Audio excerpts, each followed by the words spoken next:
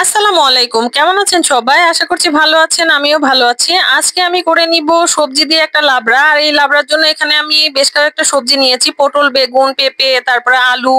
আর এখানে নিয়েছি মুরগির গিলা কলিজা। আর মুরগির গিলা কলিজাটা আমি ফ্রিজ থেকে বের করে ছাড়িয়ে নিয়েছি, এখনো ধোয়া হয়নি, ভালো করে ধুয়ে নিতে হবে।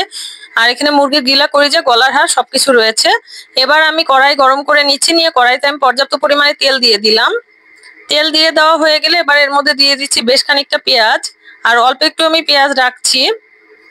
আর পেঁয়াজটা আমি দিয়ে দেওয়ার পরে এবার পেঁয়াজটাকে একটুখানি ভাজা হয়ে গেলে তারপরে এর মধ্যে দিয়ে দিব আমি মশলা। গোটা মশলা এখানে আমি নিয়েছি 3-4টা তেজপাতা, 3-4টা দারচিনি, একটা শাহি এলাচ আর 4-5টা সাদা এলাচ। এবার আমি সবগুলোকে এই পেঁয়াজের মধ্যে দিয়ে দিলাম, দিয়ে এটা আর একটু ভেজে নিলাম। আর একটুখানি ভেজে নেওয়া হয়ে গেলে তারপরে এই যে মুরগির যে গিলা কলিজা, এগুলো আমি দিয়ে দিলাম। দিয়ে দিয়ে এই পেঁয়াজের সাথে এটাকে আমি ভুনা করে নিব।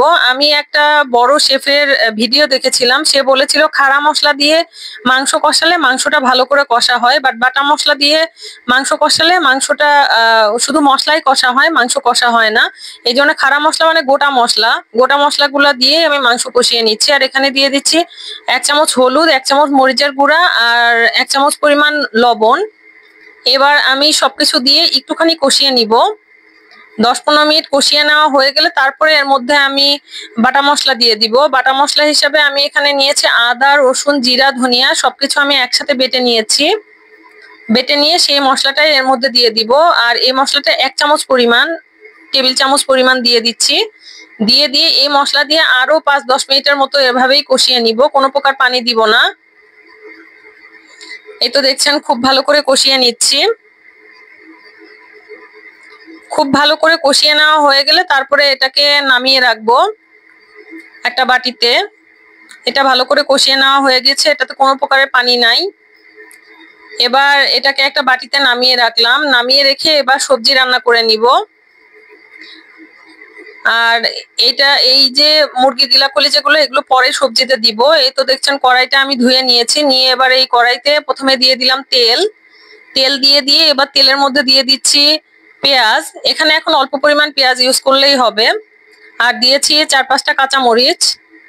কাঁচামরিচ আর পেঁয়াজটাকে একটুখানি ভেজে নিব। 2 মিনিটের মতো ভেজে নেওয়া হয়ে গেলে তারপরে এর মধ্যে দিয়ে দিব আমি তেজপাতা। এই তো দেখছেন এখানে 2টার মতো তেজপাতা দিয়ে দিয়েছি। তেজপাতা দিয়ে আবারও পেঁয়াজটাকে একটুখানি ভেজে নিয়ে তারপরে এর মধ্যে দিয়ে দিব 1 চামচ পরিমাণ লবণ। যেহেতু আমার মাংসেও লবণ রয়েছে, এই জন্য লবণটা একটু খেয়াল করে দিবেন। আর সাথে দিয়ে দিয়েছি 1 চামচ পরিমাণ হলুদ। হলুদ আর লবণ দিয়ে এর মধ্যে পানি দিয়ে দিলাম, দিয়ে এই মশলাটাকে কষিয়ে নিব। আর তার আগে এর মধ্যে দিয়ে দিচ্ছি আদা, রসুন, জিরা, ধনিয়া বাটা, খুবই অল্প পরিমাণে, 1 চামচ পরিমাণে, 1 চা চামচ। এবার এটাকে খুব ভালো করে নেড়ে চেড়ে কষিয়ে নিতে হবে। এই তো দেখছেন নেড়ে চেড়ে আমি কষিয়ে নিয়েছি প্রায় 10 মিনিটের মতো। খুব ভালো করে কষানো হয়ে গেলে তারপরে এর মধ্যে দিয়ে দিব সবজিগুলো। আর সবজিগুলোকে আমি ছোট ছোট কিউব করে কেটে নিয়েছি, খুব বড় করে কাটিনি, কারণ লাবড়া সবজি খুব বড় করে কাটলে খেতে ভালো লাগে না। এবার আমি সবগুলো সবজিকে একটু নেড়ে চেড়ে মশলার সাথে মিশিয়ে দিচ্ছি। আর এই পর্যায়ে আমি কোনো প্রকার পানি ব্যবহার করিনি, সবজিতে যে পানি আছে ওটা দিয়ে এই সবজিটা মোটামুটি সিদ্ধ হয়ে যাবে। এই তো দেখছেন আমি নেড়ে চেড়ে সবজিটাকে ঢেকে দিলাম সিদ্ধ হওয়ার জন্য। আর এই পর্যায়ে চুলার জালটা একদমই মিডিয়ামে রাখবেন, হাই করে দিলে পুড়ে যাবে। আর এই তো দেখছেন সবজিটাকে প্রায় 10 মিনিট পরে আমি ঢাকনাটা খুলে নিলাম। ঢাকনাটা খুলে নিয়ে এবার এটাকে খুব ভালো করে নেড়ে চেড়ে দিব। এই সবজিটাকে এভাবেই একটু নেড়ে চেড়ে 5-10 মিনিটের মতো খুব ভালো করে একটু কষিয়ে নিব। এই তো আমার সবজিটা প্রায় কষানো হয়ে গিয়েছে। এই পর্যায়ে আমি সবজির মধ্যে যে গিলা কলিজাটা আমি আগে ভুনা করে রেখেছিলাম সেটা মিশিয়ে দিব। এই তো দেখছেন পুরো গিলা কলিজাটাই দিয়ে দিলাম, নিচে যে তেল ছিল সেটাও মুছে দিয়ে দিলাম। সবকিছু দিয়ে দিয়ে এবার এটাকে খুব ভালো করে নাড়াচাড়া করে নিচ্ছি। একটুখানি নেড়ে চেড়ে মিশিয়ে নেওয়া হয়ে গেলে তারপরে এর মধ্যে পানি দিয়ে দিব। আর পানিটা অবশ্যই ফুটন্ত গরম পানি দিতে হবে, এই পর্যায়ে ঠান্ডা পানি মোটেও দেওয়া যাবে না। এই তো দেখছেন পানিটা একদম ফুটন্ত গরম পানি, এটা আমি ঢেলে দিলাম। আর পানিটা পরিমাণ মতো দিবেন, কারণ এই লাবড়াতে খুব বেশি পানি রাখলে লাবড়াটা ভালো লাগে না। এই জন্য পানির পরিমাণটা আপনারা একটু বুঝে দিবেন, অল্প পানি দিবেন। এই তো দেখছেন পানি দিয়ে আমি একটু নাড়াচাড়া করে দিচ্ছি। নাড়াচাড়া করে কিছুক্ষণ রান্না করব। এটাকে ঢেকে দিব, ঢেকে দিয়ে সিদ্ধ করে রান্না করব, যেহেতু এখনো অতটা ভালো করে সিদ্ধ হয়নি। এটা প্রায় 10-15 মিনিট ঢেকে আমি রান্না করেছি। রান্না করার পর এখন পানিটা দেখছেন এই পর্যায়ে আছে।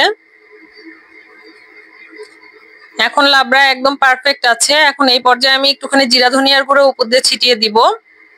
জিরা ধনিয়ার গুঁড়া ছিটিয়ে দিয়ে এটা নামিয়ে নিব। এই তো দেখছেন আমার লাবড়া একদম রেডি। এই লাবড়াটা খেতে খুবই মজা লাগে। এই লাবড়াটা সাদা ভাত কিংবা পরোটা রুটির সাথে খেতে পারেন। এটা খুবই মজা লাগে। আর সবাই ভালো থাকবেন, আমার চ্যানেলের পাশে থাকবেন। আল্লাহ হাফেজ।